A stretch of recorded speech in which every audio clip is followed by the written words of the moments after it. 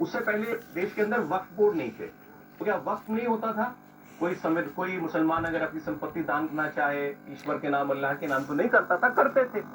लेकिन ये वक्फ बोर्ड जैसा कुछ नहीं था जिसको आपने एक बिल्कुल ऐसा स्टार्च किया हुआ पहना दिया और फिर वो जो है सब कुछ कर रहा है, और फिर वो और उसका विस्तार ही विस्तार होता गया। उसके बाद तो 1954 के वक्फ एक्ट के अंदर पहली बार वक्फ बोर्ड की व्यवस्था बनी और उसी में वक्फ बाय यूजर लाया गया।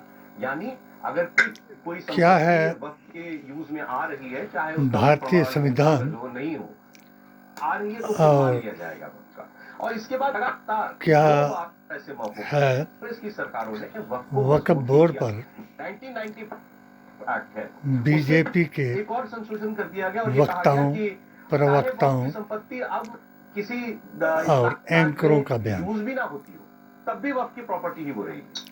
इसके अलावा वक्फ बोर्ड का प्रावधान ये सारे प्रावधान जो किए जाते रहे, ये इसलिए हुआ कि जब पर्सनल लॉ मुस्लिम के लिए कुछ बातों में वो कभी ना तो बेची जा सकती है, ना अलग बनाया गया, की जा सकती है, ना डीट की जा सकती है। मतलब एक जैसे खाने पीने, उठने बैठने, चलने फिरने, पिछले 75 साल से इबादत करने, त्योहार मनाने आदि में। अब अगर एक सेंस में देखें तो वो जो बाकी कानून सब के लिए एक देश में और बार-बार लगातार और उसको मजबूत करके और एक सरकार नेशनलाइज करने के सिर्फ बाद धार्मिक जाहिर है कि वहां से उसका तो होगा आस्था और अकीदा जो धर्म की पहचान है, क्या हो सकती है कि उसमें एक ऐसी बॉडी को ताकत देते जाएं जिसकी कोई अकाउंट, उसके लिए संविधान में प्रावधान है।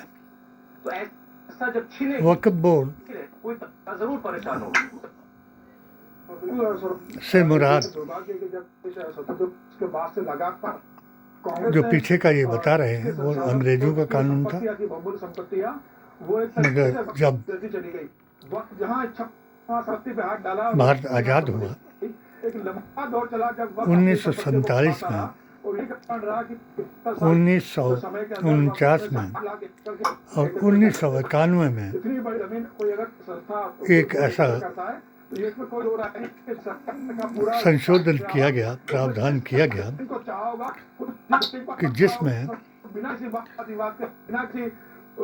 बाबरी मस्जिद के अलावा सभी धार्मिक स्थलों को उसी हालत में रखने का हर स्टेट को नोटिफिकेशन अदालत के जरिए दिया गया। किसी हिंदू मुसलमान में 1930 जनवरी 1930 के बाद ये कहने की हिम्मत नहीं रही जो बात मोदी जी ने कही। तो वक्फ को और मजबूत करके चले जाओ।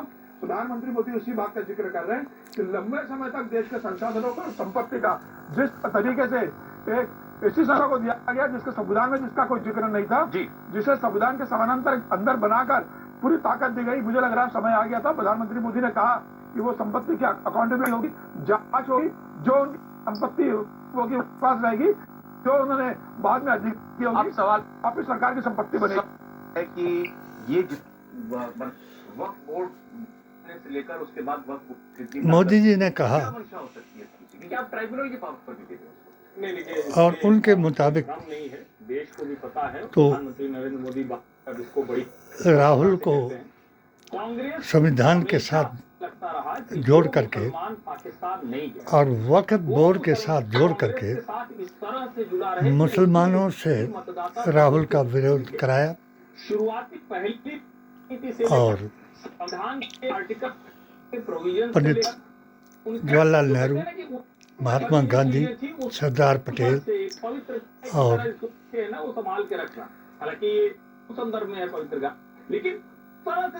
डॉक्टर अंबेडकर के संविधान को और अगर आप ध्यान से देख तो जो कांग्रेस द्वारा मनमोहन सिंह की सरकार में 130 प्रॉपर्टीज वक्फ को दे दी गई, उसकी आवश्यकता क्या थी? और थोड़ा फर्क करिए, अगर मुस्लिमों को मुसलमानों के हक में बनाया हुआ संविधान बताया गया। जबकि ऐसा था नहीं। जो मस्जिद होगी वहां जाकर नमाज पढ़िए, हिसाब से काम कीजिए, उसको चलाना। राहुल जी का नाम उसको सरकार नेहरू दे। जी के साथ लेकिन जोड़ वक्त करके के लाना लिए स्टेट का काम और कांग्रेस को कुछ ऐसे मुसलमान संविधान ठेकेदार को बदलने का इल्जाम लगाना, लेके पटना से लेके आंध्र प्रदेश से तो आज जगह जगह जलसों हर बीजेपी का वक्ता, प्रवक्ता, हिंदुत्व का प्रचारक, सनातन का वो स्नातक ये बता रहा है क्या हो रहा है कि जितना भी हो रहा है, क्या उसको भी हम अपीजमेंट के दायरे में, तुष्टीकरण के दायरे में रख सकते हैं? भारत को अखिलेश यादव ने कहा है मैं भी बर्बाद किया, हमारे तो वो डेलीगेशन को रोक दिया गया। समाजवादी पार्टी नेहरू के गांधी लिए खानदान सरकार ने संदेश और रोक मुसलमान दिया ने कि किया। वहाँ पर लॉ एंड ऑर्डर खराब, क्यों? तो उसकी भी हम बात पर बीजेपी कह रही है कि हुआ ये किसी ने नहीं कहा मुसलमानों के वर्चस्व की कि बात एक सनातनी संत को इसकी बताएंगे आपको। थोड़े से ब्रेक देखते हैं कहानी को। बिरला मंदिर में गीता के साथ किसको लिटाया गया?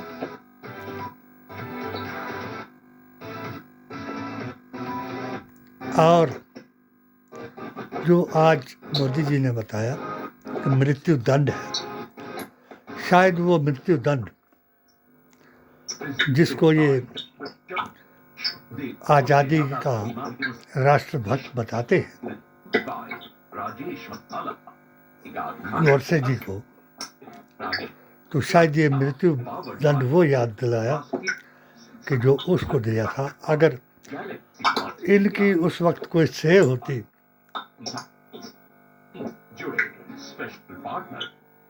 सरदार पटेल ने अगर इस जमात को बैन नहीं किया होता तो आज ये सत्ता में आने पर इनके वक्ताओं, प्रवक्ताओं और एंकरों ने ये बयान नहीं दिया होता कि वक्फ बोर्ड में के साथ भी इनको जोड़ा गया। मुसलमानों को जोड़ा गया। मुसलमान खुद ही नहीं जानते हैं, जो मुसलमानों के लीडर बने हुए हैं या जो मुसलमानों के अकाबिर बने हुए हैं 1949 के बाद, फैजाबाद हाई कोर्ट के बाद, वो मुसलमान ही नहीं जानते कि वक्फ बोर्ड क्या है। क्योंकि आपने आसिफ मदनी को 1000 बार सुना होगा, तौकीर रज़ा को सुना होगा, सलमान अज़हरी को सुना होगा। आजकल ये तीनों जो हैं वो एक हो गए हैं वक्फ बोर्ड के मसले पर, क्योंकि वक्फ बोर्ड को इन्होंने अपनी अपनी जमात का अभिव्यक्ति की आज़ादी बताया। इसमें जो सत्ता में सरकार आई उसी का अध्यक्ष बनाया, और सबसे बड़ा हराम जो दान की हुई जायदाद पर कराया तो इस वक्फ बोर्ड के जरिए से कराया। अगर मोदी जी ने भारतीय संविधान, मुसलमान, AISSJ के जमात के मुसलमान और PDA के SC ST दलित पिछड़ा वर्ग को सुन करके संविधान पर कोई चर्चा की होती या ऐसी बयानबाजी दी होती जिससे मुसलमान का लफ्ज़ हटा करके संविधान का बताया होता, तो शायद आज ये वक्त ना आया होता। आज भी जो संविधान है वही भारत को एकजुट करने का विधान है, अन्यथा जो सरकार सत्ता में आई उसने ये अपनी ताकत दिखाई और बात फिर मंदिर और मस्जिद पर आई, जिसको गिराने के लिए लब जिहादी, वहाबी, जिन्नावादी, मुगलों के वहाबी ने इस्लाम की शान गिराई। आज वही बात नाम बदल करके, काम बदल करके, संविधान बदल करके बीजेपी और आरएसएस ने सामने लाई, जो HHAQ के द्वारा मैंने मोदी जी को ये अर्ज कराए। मंदिर ढाए तो मस्जिदां ढाइया, जो दिल करदा तू ढैंदा, दिल गरीबां दे कदे न ढाई, शेख अजे भी ये कहंदा। मैंने अपनी पिटीशन में भी यही कहा था कि मंदिर अपने हैं, मस्जिदें अपनी हैं, मगर जो संविधान में दी गई निशानियां हैं और वेद पुराण गीता ग्रंथ और कुरान में लिखी कहानियां हैं, वो सत्य हैं।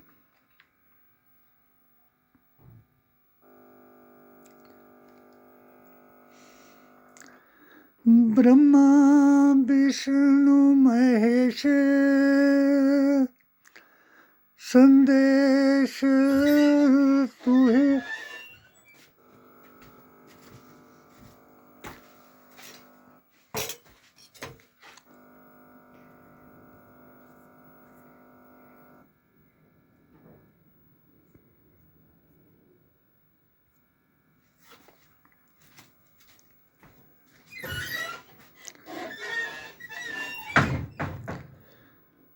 ब्रह्मा विष्णु महेश संदेश एकाही,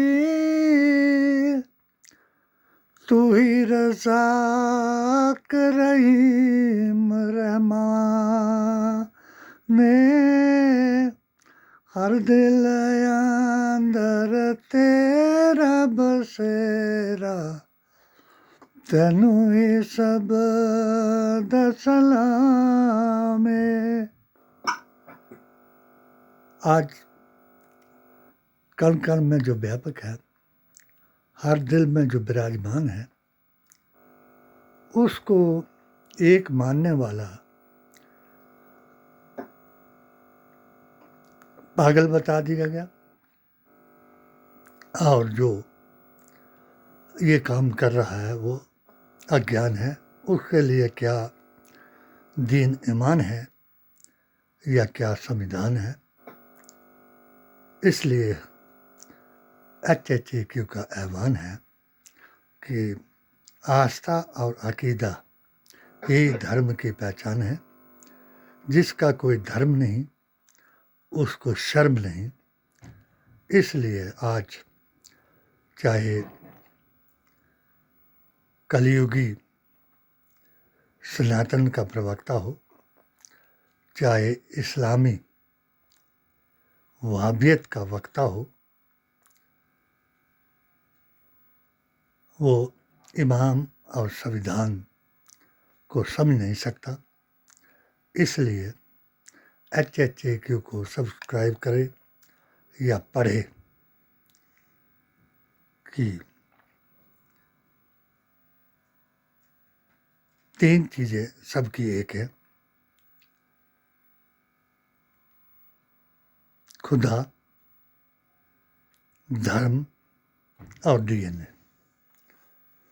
और जिनके खुदा अनेक हैं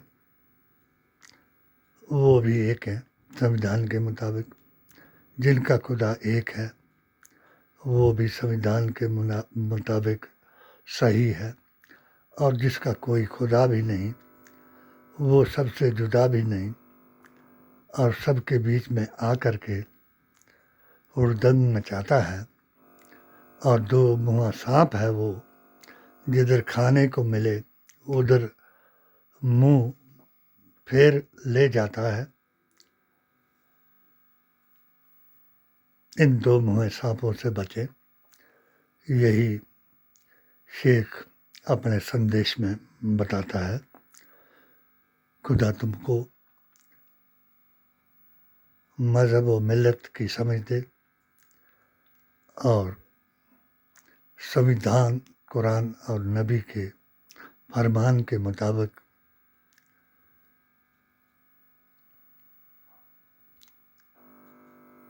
वतन से मोहब्बत निसफ़ ईमान है, इस पर कायम करे। आमीन सुम्मा आमीन। जय भारत, जय हिंद, जय भीम।